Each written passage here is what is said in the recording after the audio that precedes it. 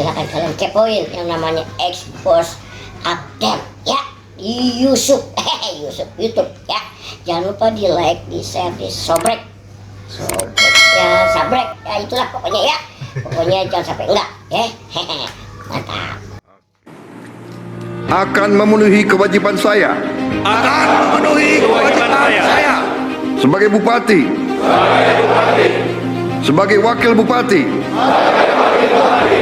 Muhammad Fawaid dan Djoko Susanto resmi dilantik sebagai Bupati dan Wakil Bupati Jember dalam upacara pelantikan serentak di Istana Negara, Jakarta, pada Kamis, 20 Februari 2025. Pelantikan ini dilakukan langsung oleh Presiden RI Prabowo Subianto bersama ratusan kepala daerah. Usai pelantikan, Gus Fawaid menegaskan komitmennya untuk segera menjalankan program prioritas dalam 100 hari pertama kepemimpinannya. Kami langsung tancap gas untuk merealisasikan program-program unggulan sesuai visi dan misi yang telah kami sampaikan kepada masyarakat Jember, ujarnya.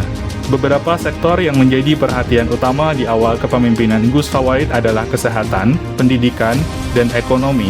Ia memastikan bahwa layanan kesehatan gratis bagi warga Jember akan segera diterapkan di sektor ekonomi. Program pemberdayaan UMKM dan penciptaan lapangan kerja akan segera dijalankan untuk meningkatkan kesejahteraan masyarakat. Sementara di bidang pendidikan, pihaknya berkomitmen untuk meningkatkan akses serta kualitas pendidikan bagi seluruh lapisan masyarakat. Menanggapi persoalan tenaga non-ASN yang selama ini menjadi perbincangan, Gus Fawaid menyatakan bahwa pemerintahannya akan melakukan penataan sesuai regulasi yang berlaku. Permasalahan tenaga non-ASN ini bukan hanya di Jember, tapi juga di banyak daerah lain. Namun, kami yakin bisa menemukan solusi terbaik dalam 100 hari pertama, tegasnya. Dengan pelantikan ini, Gus Fawaid dan Djoko Susanto resmi menggantikan kepemimpinan sebelumnya dan akan menjalankan roda pemerintahan Jember hingga 2029. Saiful Rahman Expose Update melaporkan.